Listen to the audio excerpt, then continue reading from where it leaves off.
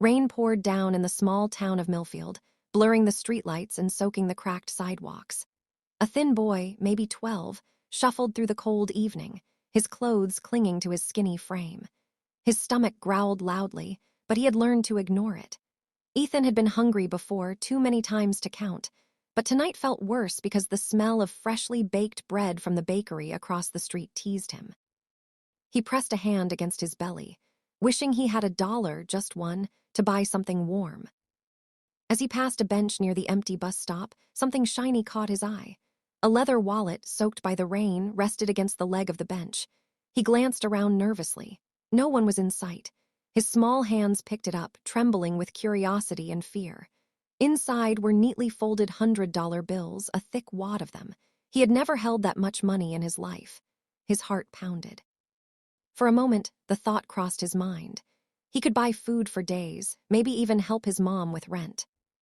But then he remembered her voice. "Ethan, no matter how hard life gets, we never take what isn't ours.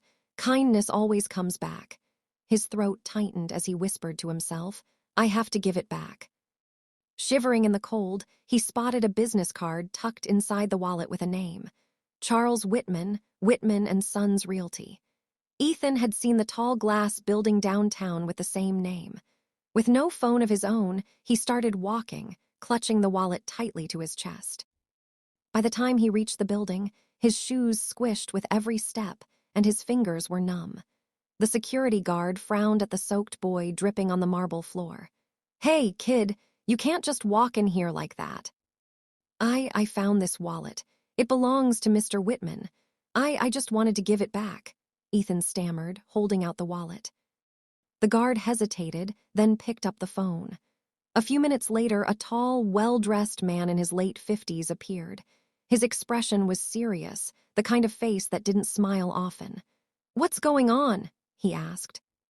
"This boy says he found your wallet," the guard explained. Ethan extended it with shaking hands. I didn't take anything, I promise." Charles Whitman opened the wallet, counted the bills, and his eyebrows raised in surprise. "All of it, you didn't take a single dollar." Ethan shook his head. "No, sir, I was just trying to do the right thing." His voice cracked, and his stomach growled loud enough for the men to hear. Embarrassed, Ethan turned his head, wishing it hadn't betrayed him. Something in Charles's expression softened. He crouched down to meet the boy's eyes. "When's the last time you ate?" Ethan hesitated. "Yesterday morning." Without another word, Charles took off his suit jacket and draped it over the boy's shoulders. "Come with me." He led Ethan upstairs into a warm, luxurious office and ordered a hot meal from a nearby restaurant. As Ethan devoured the food, tears filled his eyes, not just from hunger, but from the kindness he hadn't expected. While the boy ate, Charles asked questions and learned that Ethan lived with his mother, who worked double shifts at a diner after his father passed away. They often went hungry to make rent.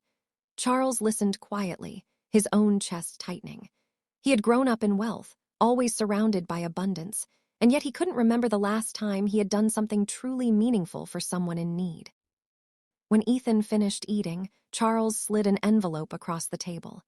"This is for you and your mom. It's not charity, it's a thank you. Most people would have kept that wallet. You reminded me today that honesty and kindness still exist." Ethan opened the envelope and gasped at the stack of bills inside. I can't take this." "Yes, you can," Charles insisted. "And starting tomorrow, you and your mother won't worry about food anymore. I'll make sure of it." He paused, his voice softer now. "You helped me, Ethan, more than you know." Months later, Ethan's life had transformed. His mother now worked at Whitman & Sons in a stable job. They moved into a small but warm apartment, and Ethan never went to bed hungry again. Charles visited often, bringing books and checking on Ethan's schoolwork. And every time Ethan walked past that old bus stop, he remembered the rainy night that changed his life. Not because of the money, but because of the kindness that had bloomed between two strangers, proving that even the smallest act of honesty can spark a chain of humanity that lasts forever. Shorter, emotionally stronger version. Rain poured as 12-year-old Ethan, hungry and shivering, found a wallet stuffed with $100 bills at a bus stop. For a moment, his empty stomach begged him to keep it, but his mother's voice echoed. "We never take what isn't ours." He returned the wallet to its owner, Charles Whitman, a wealthy man who was stunned the boy hadn't taken a single dollar. Ethan's stomach growled, and Charles realized the child was starving. He fed him, listened to his story, and discovered a life of quiet struggle. Deeply moved, Charles gave Ethan and his mother a new start, ensuring they would never go hungry again. A small act of honesty that night sparked a chain of kindness neither would ever forget.